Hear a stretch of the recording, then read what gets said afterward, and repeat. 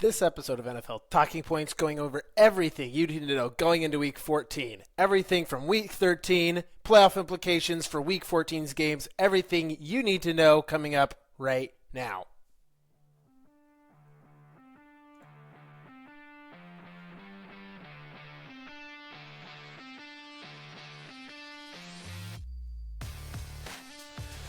Welcome back, everyone, to NFL Talking Points. I am your host, Joseph Gardner, today going over everything from Week 13, going over everything you need to know going into Week 14. Tons of playoff implications coming up, but quickly, let's go over Week 13 so we know how we got here. First, it was Thanksgiving weekend. We'll go over the Thanksgiving games. Lions hosting the Packers end up coming out with a loss at home. 24-31, Packers win. Packers took a 10-point lead, never give it back. No Amon-Ra St. Brown, no Sam Laporta for the Lions. Packers didn't have Tucker Kraft or Jaden Reed either, so don't think injuries really played that big of a factor. I just think the Packers played the run game really well. They've played the Lions. They've played Jahmyr Gibbs better than anyone else in the league so far. So next, Chiefs at Cowboys. Cowboys coming away with a win at home in Jerry World, 31-28. Big shootout. I said, give me the Cowboys if the over hits, but I took the under and I took the Chiefs. I was wrong there, but Cowboys coming up into their own. We said they needed to win probably two of the next three. They've beat both the Eagles and the Chiefs, both of the Super Bowl teams in back-to-back weeks so far. They go up against the Lions coming up. Next, we've got the Bengals at the Ravens. Bengals coming in and smoking the Ravens. 32-14. Joe Burrow returns. No T. Higgins. But Joe Burrow wasn't the reason they won this game.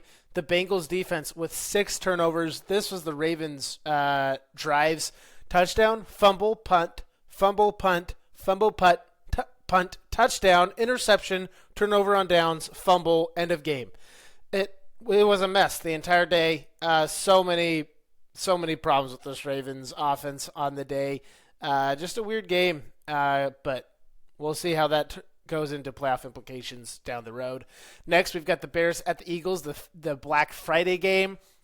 Bears coming out with a win on the road, 24-15. This Eagles team looked incompetent on offense. Bears with 281 total rushing yards, insane amount of rushing. Caleb Williams with 154 passing yards and an interception. Caleb Williams right now has a NFL low 58.1 completion percentage, despite throwing into tight windows at the lowest rate, 10.61%. So he's getting guys. Ben Johnson has guys open, and Caleb Williams has the lowest completion percentage in the NFL. Not a good sign going forward. Bears are still got 9 wins. So Bears defense with another interception and a forced fumble on a tush push, bringing their interception numbers up, bringing their turnover margin up. Eagles couldn't move the ball on offense, and defense couldn't stop the run, and that's where the Bears get their win. Next, we've got Rams at the Panthers. Rams 28, Panthers 31. Panthers coming out with a win. How did this happen? The Panthers defense with 3 turnovers, including a pick 6 and 2 turnovers in the red zone. They just did enough to win, and the Panthers offense looked really good, especially on the ground. Rico Dowdle and Chua Hubbard combined for over 200 yards through the air and on the ground, just doing it out of the backfield. And then lastly, Puka Nacua with a one-handed catch of the year. Crazy awesome catch. If you haven't seen it, go check that catch out. Crazy Puka Nacua catch in this one. Rams, one of the Rams' worst games of the year and the Panthers' best, and Panthers win by 3.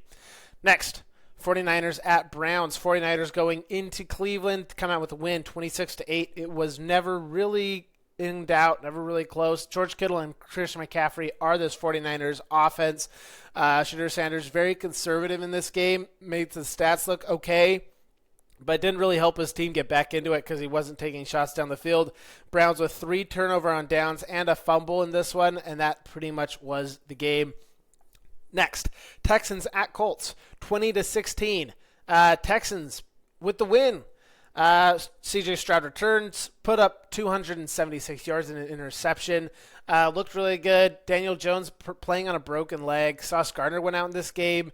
Lots of turnover on downs for both teams. Just a very defensive-heavy game. and the Colts just couldn't put enough points. I'm worried about this Colts team specifically because I'm worried about that Daniel Jones leg injury. But he was playing on it all day. Plans to play next week. We'll see how far he can go with that. Next, we've got the Saints at the Dolphins, 17-21. Totally normal score. Not normal how they got to that score. Saints led 16-0 at one point in this game. Or the Dolphins led 16-0 at one point in this game. The Saints score a touchdown and a 2-point conversion to make it a one-score game. Dolphins score a field goal to make it 19-8. Saints score a field goal, make it 19-11. Saints get a touchdown, make it 19-17. Go for two for the tie, and it's a pick two by Mika Fitzpatrick on the 2-point conversion to get the Dolphins up to 21. 21-17 is your final outcome. Tyler Shuck with 239 yards, 2 touchdowns, and an interception. Devon Achane, the reason they won this game, 22 carries for 184 and a touchdown, 6 yards per carry. In contrast, this passing game, Tua was 6.8 yards per attempt on throwing. They're almost averaging more yards per run than more yards per throw on this Dolphins offense. Next, we got the Falcons at the Jets. Jets at home get the win, 27-24. The Falcons gave up a special teams touchdown, and that's pretty much why this game went the way it did. Bijan Robinson with 193 all-purpose yards. Kyle Pitts, 7 for 82 yards. Cousins, 234 and a touchdown. The Falcons just balled out in this game. Both teams missed a field goal back-to-back, but really this game, that special teams touchdown, and A.D. Mitchell, 8 for 102 and a touchdown. Tyrod Taylor makes this offense look so much better for the Jets. Somehow the Falcons lose this game. Next, we've got the Cardinals at the Buccaneers. Buccaneers coming out with a win at home, 20-17. Jacoby Brissett, 201 yards, 2 touchdowns, and an interception. That interception was at the red zone, and the Cardinals had an additional turnover and a missed field goal in this one. With all of those things combined to only lose by 3, doesn't look good for the Bucs. But they still come out with a win, and that's really what you need going into this playoff stretch. Next, we've got the Jaguars at the Titans. Jaguars come out with a win, 25-3. The Jaguars only had 1 touchdown drive that started on their own side of the field. All of their other points, 25 points, came from either starting in the Titans area, or that's all, or they got field goals and couldn't drive the whole length of the field other than the one time. Titans with 3 turnover on downs, 2 fumbles, and somehow the Jaguars only scored 25 points. Kind of concerning, in my opinion, for the Jaguars. Next, you've got the Vikings at the Seahawks.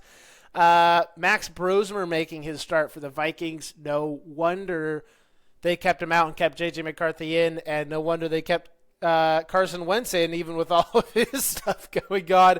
Max Brosmer comes in, 126 yards, 4 interceptions, including a pick 6. They end up losing 0-26, get shut out in Seattle. The Vikings recovered a fumble on the Seahawks 13 with a chance to go up 7-3 in middle of the second quarter, and that's where the Max Brosmer threw the most insane pick 6 of ever. It's a Will Levis type pick 6. The announcer literally says, "Oh no!" and the guy goes back the other way. Vikings shut out. Raiders at Chargers. Chargers take out the win, 31-14 at home. Ashton Jeanty held to 31 yards on 15 carries. That's just terrible, terrible, terrible. The reason this offense even has a chance is Brock Bowers, who went 4 for 63 and 2 touchdowns, one of which was a one-handed touchdown catch of the year type catch. Insane catch. Go check it out if you haven't seen that catch yet. And the Kayami Vidal of the Chargers, running back, 25 for 126 and a touchdown. He was unstoppable in this game. Crazy that Kayami Vidal is going off and Ashton Jeanty can't buy a yard. It's insane. The second half was second quarter of this game was really wacky. Justin Herbert throws another interception at the Raiders' 2-yard line. So they're in the red zone, 2 yards from the end zone. Herbert throws an interception. Geno is now on the 1-yard line and throws an interception back to the Chargers out to the 27-yard line. The Chargers go 4 and out. They go for it on fourth down and can't even get 10 yards. Give it back to the Raiders. The Raiders go down the field and score a touchdown and end the half 7-7. Crazy second quarter. It was all Chargers from there. Next, you've got the Bills at the Steelers. Bills coming to Pittsburgh and put down a showing 26-7. Josh Allen 123 yards, a touchdown and an interception on the opening drive. James Cook with 177 all-purpose yards. At this point, I think James Cook has been more valuable of a player than Josh Allen has through the last few games. Mason Rudolph was in for 3 plays and threw an interception. So that, I mean, Rodgers is carrying this offense right now.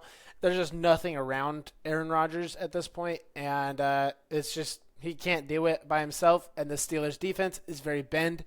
Don't break. They broke a lot in this one.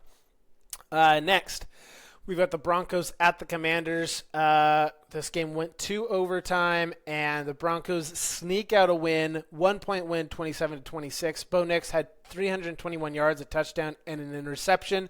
Marcus Mariota with 294 yards, 2 touchdowns, and an interception. Chris Collinsworth with a very special pronunciation of Marcus Mariota. Apparently that's the way it's supposed to be pronounced, but he's been in the league 11 years. Why are we just finding this out? Treylon Burks with an insane one-handed touchdown catch of the year. If you haven't seen it, go check it out. 3 crazy. Like once in a year catches all in the same week. It was a crazy week. Next, Commanders screwed over by the refs in the fourth quarter, man. Mariota was tripped. Should have been a 15-yard penalty. Instead, it's a 15-yard sack. It's like a 35, 40-yard difference in field position for the Commanders in fourth quarter. The Commanders still took it to overtime. Broncos went right down the field. Commanders, a little bit more difficult, but also score a touchdown. Go for 2. Super open guy. 2-point conversion is right there for the win, and Nick Medino bats the ball down to give the Broncos the win. Feel like the Broncos kind of stole that one, but post-game win expectancy says the Broncos should have won it, so there it is. Next, we've got the Giants at the Patriots.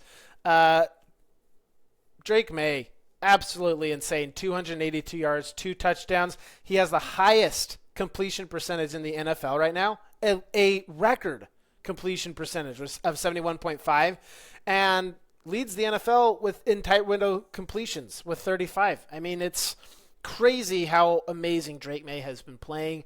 Drake May and the Patriots come out with a win over the Giants 33-15 at home. The Giants special teams really just knocked them out of this game. They had a punt return. They gave up a punt return touchdown in the first quarter, which put the Patriots up 17, and had a muffed kickoff.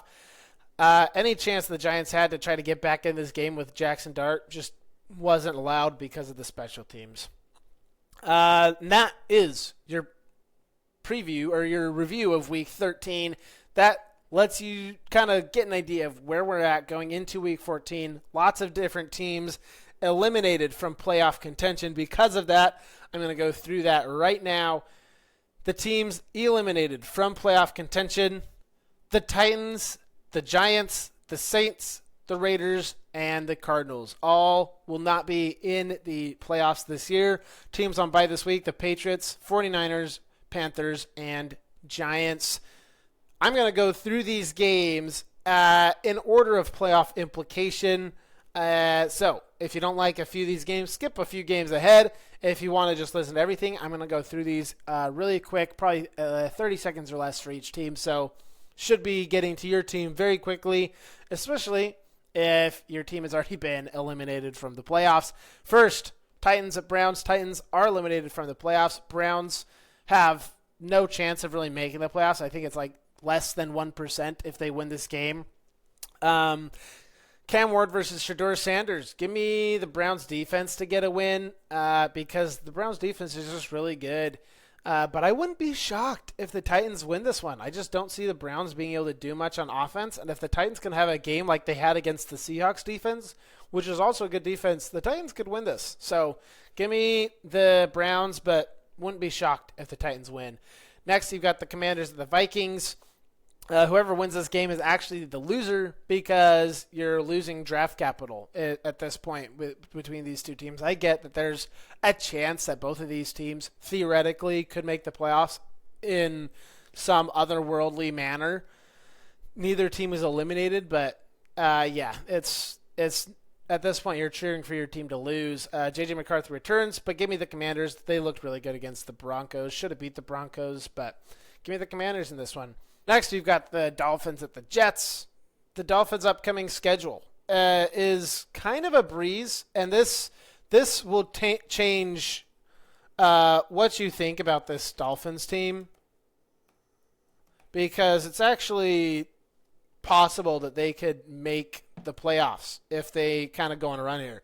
They've got the Jets this week, the Jets who are not a good team and very, very beatable. They go to the Steelers next week, Bengals, Buccaneers, Patriots. Look, Bengals, Bucks, Patriots, none of those games are patty cakes. And the Steelers are a decent team. They could make the playoffs this year still. But in the AFC, if they go on a run, they could absolutely make the playoffs. I'm not saying that that's going to happen. I don't think it will. But just something to keep in mind. Something kind of crazy that could happen at all. But, yeah, give me the Dolphins in this one. They're just super high-powered. Run game is absolutely insane with Devon Achane. Next, we've got the Broncos at the Raiders. Broncos go from a 99.6% chance to make the playoffs with a win to 94% with a loss. Very minimal on what this game means in the grand scheme of things. But the Raiders are the worst team in the league, and give me the Broncos because of their defensive line, getting to Geno Smith and Ashton Genty. Next, you've got the Rams at the Cardinals.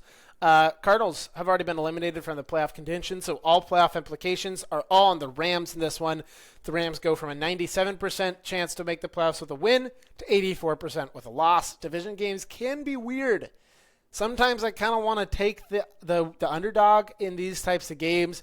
I can't do that. The Rams are not going to lose twice in a row coming into the playoffs. They're playing really well, and they have the craziest string of bad luck in order to lose the Panthers game. Give me the Rams in this one.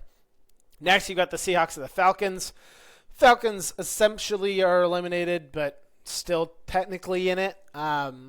The Falcons could go toe-to-toe with any team, but the Seahawks are just too good. I think they're a really good team. They're my number 2 team in the power rankings. The Seahawks go from a 91% chance to make the playoffs with a loss to 81% chance with a loss to 96% chance to make the playoffs with a win. Seahawks get it done and pretty much seal themselves a playoffs position here. Next, you got the Saints and the Bucks. Saints have already been eliminated from playoff contention, and there's a 21% chance. There's a 21% swing with this Buccaneers game. The Bucks go from 83% with a win to 62% with a loss to make the chance to make the playoffs. Panthers are right on their tail, and that's why this game means so much to the Bucks, even though it means really nothing to the Saints because they are eliminated. Buccaneers are getting Mike Evans back for this game. Give me the Buccaneers. Mike Evans is going to be a huge part of their offense. And from there, this is where it gets interesting. From here on out, all of the teams are in the playoff race. And this is probably the least one because it's the Bengals. But the Bengals are going to the Bills. The Bengals, with a loss, have a 2% chance of making the playoffs. They have to win out, essentially. With a win, jumps up to 13%.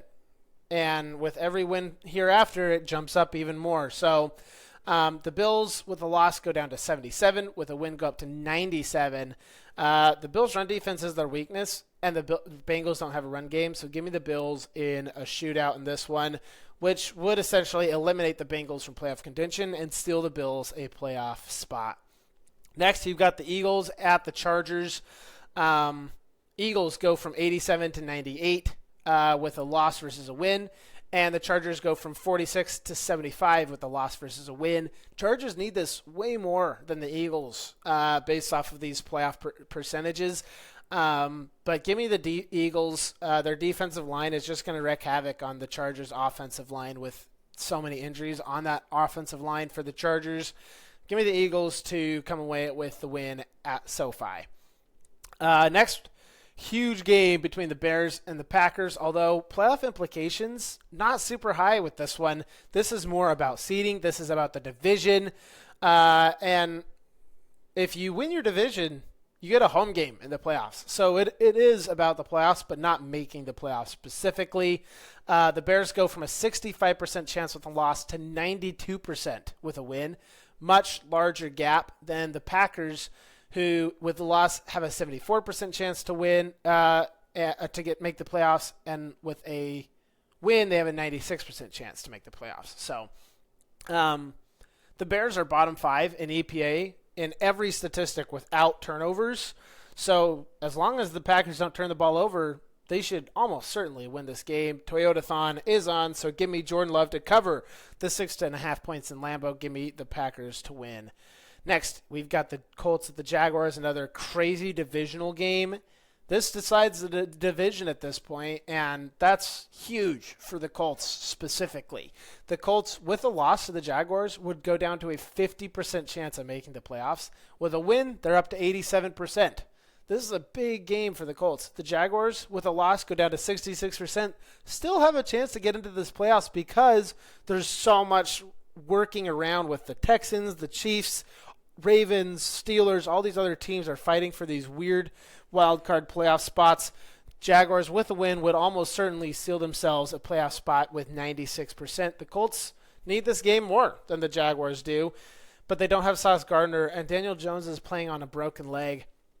I think the Colts are a better team, though. So give me the Colts, but I'm not confident in this one. I think this could go either way, depending on how this Jags team shows up. Next, you've got the Cowboys and the Lions. This has a major playoff implication for both of these teams. This is pretty much win or go home for both of these teams. The Cowboys, with a loss, go down to 9% chance to make the playoffs. The Lions, with a loss, go down to 21% chance to make the playoffs. With a win, Cowboys jump up to 45%. Still not great, but you're giving yourself a chance. And the Lions jump up to 63% if they were to win. Cowboys and Lions both need this game. This is pretty much win or go home. And Cowboys have low-key been good against the run since they signed Quinnen Williams. I think the Cowboys are going to torch the Lions secondary with CeeDee Lamb and George Pickens. Dak Prescott's been insane. Can the Lions keep it up? Can the Lions outduel and outscore this Cowboys team? I don't think so. I think this is going to be very similar to the way the Chiefs game went, where it's just give me the over, give me the Cowboys. Last time I took the under in the Chiefs, can't do it again. Give me the Cowboys in an upset in Detroit. Next, massive playoff implications specifically for the wild card Texans at Chiefs. Texans, with a loss, go down to 45% chance to make the playoffs, and with a win, go up to 87%, because now they're competing for the division if they can get the win here. The Chiefs, with a loss, go down to 15% chance to make the playoffs because they really don't have a chance at the division, and 59% chance if they win. So even if they win, they're in the same position as they're in worse position than the Lions in the other conference.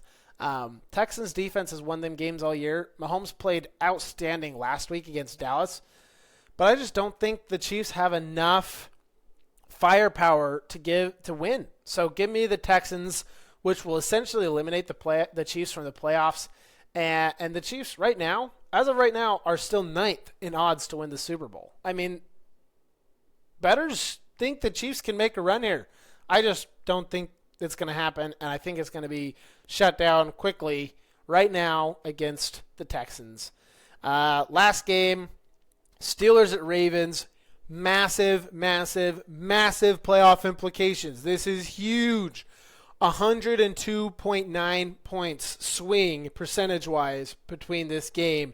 One team goes to the playoffs and one team is eliminated, essentially. I mean, between the Cowboys and Lions, one team's eliminated, one team has a chance. This one, it's like one team is eliminated, one team is in the playoffs, almost certainly. And looking at the numbers, Steelers with a loss go down to 17% chance. With a win, 69%. So not quite with the Steelers are they, for sure in the playoffs. It is because these two teams play each other later in the year, just a couple weeks from now. So this could, kind of flip-flop back and forth as it goes on. The Ravens with a 28% chance with a loss, 78% chance with a win. The Steelers' offense is just not good enough to keep up with high-powered offenses unless their defense can get some turnovers. The Steelers' defense is very bend or break, and it breaks more than not right now. Give me the Ravens to roll in this one. That is everything you need to know going into Week 14 of the NFL. I'm going to try to do one episode where I recap and preview everything, use a lot more of the statistics on playoff implications as we get closer to the playoffs. Later this week, going to be going over our power rankings with my good buddy Matthew Arscott, so tune into that. Make sure you're subscribed. Make sure you follow on Apple Podcasts and Spotify, and come check us out later in the week. Thank you, everyone, for listening to NFL Talking Points, and I will see you all next time. Heed the call.